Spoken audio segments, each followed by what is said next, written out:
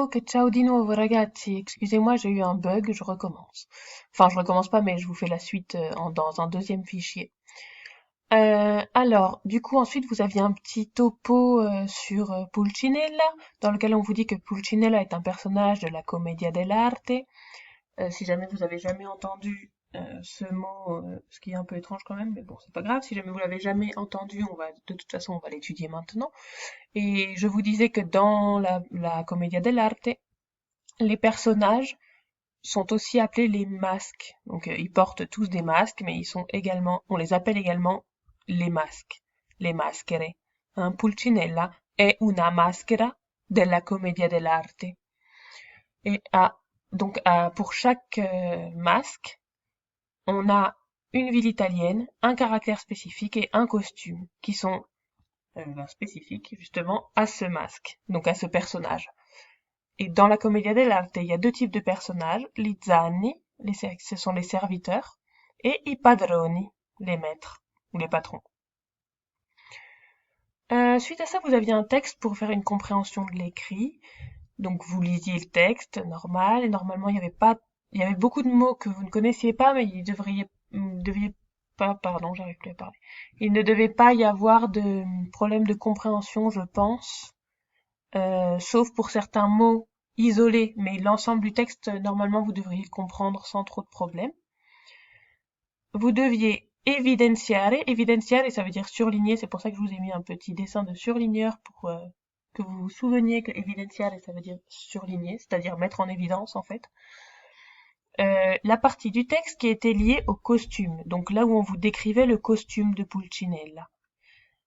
Comment est le costume de Pulcinella et est-ce que la description correspond au tableau? Et je vous demandais de colorier le dessin. Si vous pouviez pas le faire, je sais très bien qu'il y en a plusieurs d'entre vous qui ne peuvent pas travailler, enfin qui peuvent pas imprimer les documents. C'est pas un problème, vous le faites, bien sûr, je vous fais confiance, vous le faites et puis vous faites ce que vous pouvez faire sur la feuille que vous m'envoyez. Donc vous voyez que dans le texte, la partie qui correspond, c'est indossa una maschera nera sopra d'un gran nasone. Nasone, ça veut dire grande naso. Un cappello a punta, un camiciotto e un paio di pantaloni bianchi. Le scarpe sono grosse e nere e porta un paio di strani calzini rosa. Strani, c'est étrange, bizarre. Donc en lisant le texte, vous compreniez qu'il y avait des différences entre ce qu'on a vu dans le tableau et ce qui est décrit ici comme le costume de Pulcinella, d'accord? Au niveau des couleurs et puis le chapeau qui n'est pas pointu. Enfin, dans le tableau, il n'est pas pointu, là, il est pointu. Donc vous notiez ça, voilà.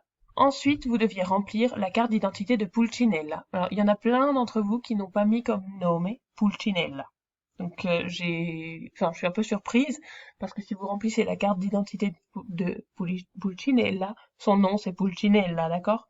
Donc nome Pulcinella. Città Napoli. Comment est-ce qu'on le savait? On le savait, on n'avait pas besoin d'aller chercher je ne sais quoi sur internet et de m'écrire n'importe quoi comme ce l'ont fait certains. C'est écrit ici. La maschera tipica del carnevale napoletano. Napoletano, ça veut dire qui vient de Napoli. Donc si vous n'étiez pas sûr, vous pouviez aller sur internet pour vérifier, mais normalement avec le texte, vous y arriviez.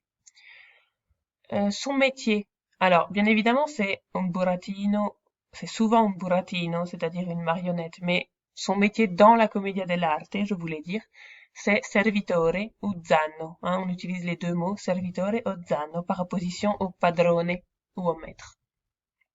Son caractère, il y avait beaucoup de mots par rapport au vocabulaire dans le texte, d'ailleurs c'est ce sur quoi on va travailler dans l'activité 3. Furbo, arguto, saggio, coraggioso, vigliacco, timoroso, dedito all'ozio, al dolce far nulla.